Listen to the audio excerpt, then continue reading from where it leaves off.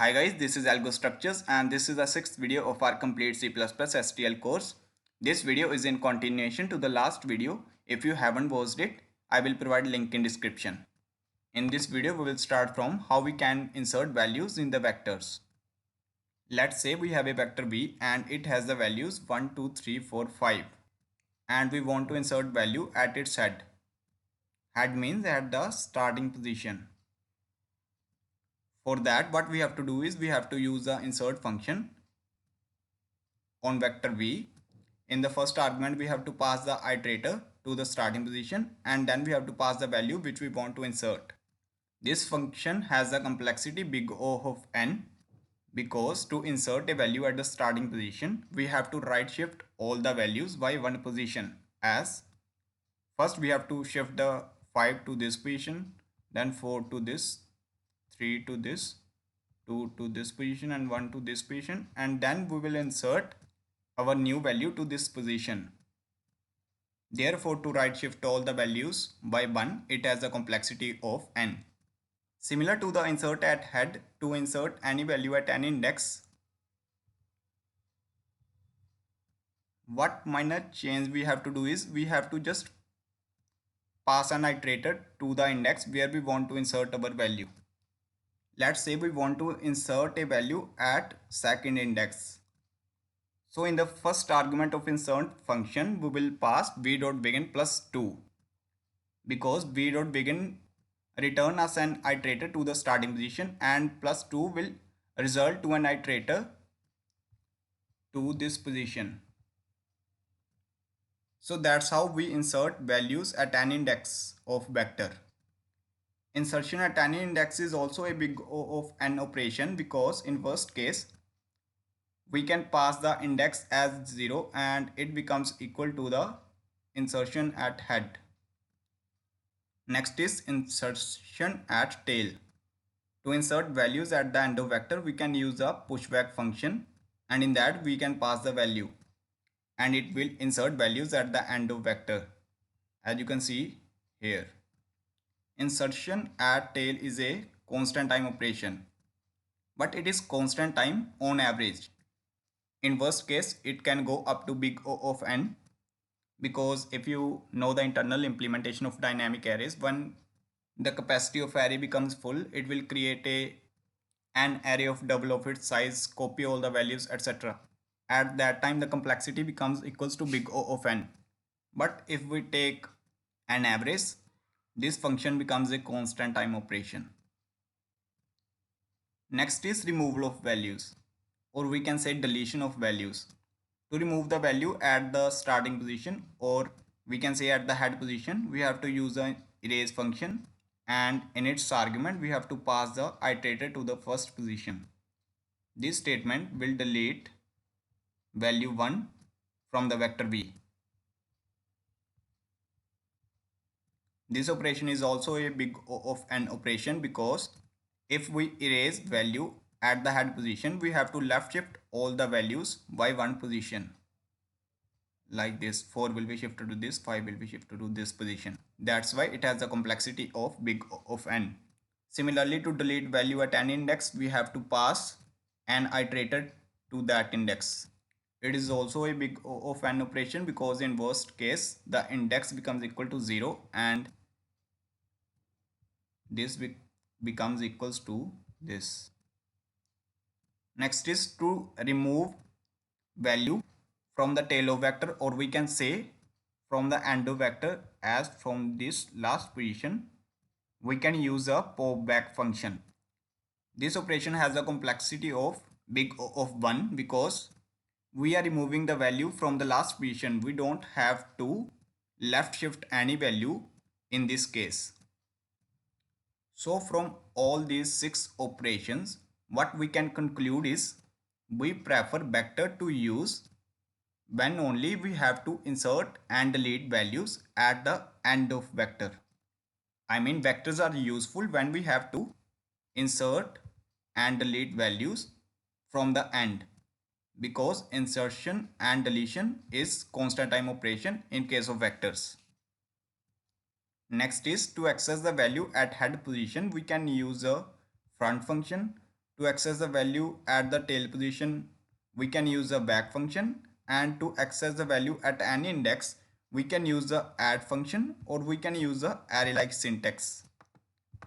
The difference between at and array-like syntax is that if we try to access a value which is out of range of vector, the add function will throw an exception. But if we try to access a value which is out of range of vector, using this syntax, it will read a garbage value or throw segmentation error. I mean segmentation fault. Generally, while solving coding problems, we don't need to use the add function. We can use this array-like syntax.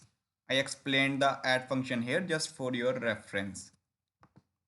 Also, we can use this to access the value at head. What we have to do is we have to pass the value of index 0, and it will return as an a value to the head position. Next are some of the member functions of vectors. B.size will return us size of the vector. B.empty will tell us whether the vector is empty or not. What clear does is it completely clear the vector, such that when we use clear on any vector, the vector becomes an empty vector. Next is swap function. We can use swap to swap the values of two vectors. This operation is a constant time operation. In array class, we have seen that the swap member function on array class is a big O of n operation, because in array class, what it internally does is it swap values at every index. But vectors internally are just swapping the addresses of the arrays they are internally using. They are not swapping each and every value. They are just swapping the addresses of the arrays they are internally using. If you know the internal implementation of dynamic arrays, you can easily understand it, why it is a constant time operation. But if you don't know, don't stretch too much here. Just remember that the swap function of vector is a constant time operation. Next is resize function. It will resize the vector to the given value. Let's say our vector v1 has a size of 2. This statement will resize it to the size of 10. Or let's say our vector v1 has a size of 20. Then this statement will shrink the vector to size 10. Next is capacity. This function will return us an idea about the capacity of vector. This function is also related with the internal implementation of dynamic arrays. We rarely use this function while solving the coding problems.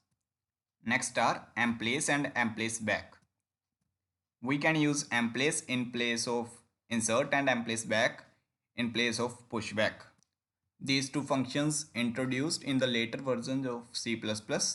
What is the difference in these functions is they do the insertions in place. Generally, when we use large size objects, we want less read and write operations, because at that time the read and write operations becomes costly. So at that time, emplace and emplace back will be efficient. But most of the times while solving the coding questions or problems, we use the primitive types or simple types like pairs, tuples, etc. They are not that much big size objects. So if we use emplace and emplace back while solving the coding questions, they don't affect much our time complexity of programs. No time complexity, I mean the efficiency of programs. So for now you don't have to care too much. I just explained emplace and emplace back here just for your reference, so that at least you have an idea about these two functions.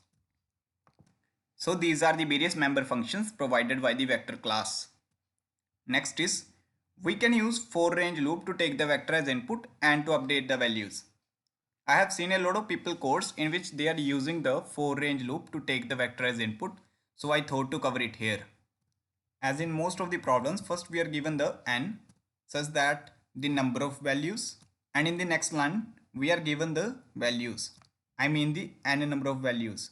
For that we can create a vector of size n, and then to take the input in the vector we can use the for range loop as a reference.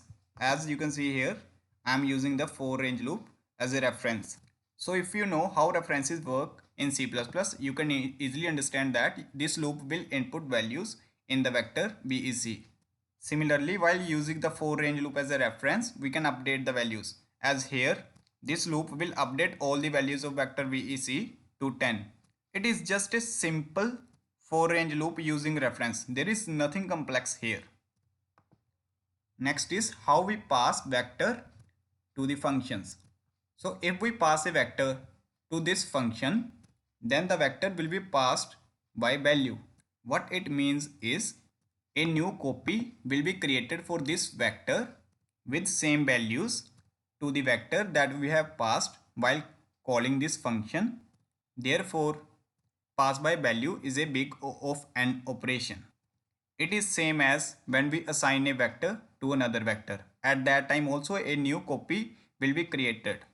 It is a very inefficient operation. A lot of times you will end up with TLE if you pass the vector as a value. So always try to pass a vector as a reference. As you can see in the second function, we are passing the vector as a reference. This is a constant time operation because we are just passing the reference of the vector that we have passed while calling this function. And in this function also, we are using the same vector that we have passed. So if we update any value in the vector, it will also reflect in the vector that we have passed. This is how references work in C++. There is nothing complex here too. Next is, if we don't want the function to update our values, we can use the const. So now if we try to update the values of vector in this function, it will produce errors because we have used const here. Next is returning a vector from a function. As you know that we cannot return an array from a function because array takes memory in the stack, and when the function execution ends, the stack memory will be deleted, as a result of which the array memory also gets deleted. Therefore, we cannot return array in a function. Although we can return dynamically allocated array in the functions because they take memory on heap and the heap memory node get deleted when the execution of function ends. But I just want to discuss here is that the static arrays cannot be returned. But this is not the case with vectors. We can return vectors because internally vectors are using dynamically allocated arrays and they take memory on heap. Therefore, we can return vector in the functions. So that's it for the vectors. Please like the video and subscribe the channel. If you have any queries, you can ask in the comment section. And yeah, thanks. Have a nice day.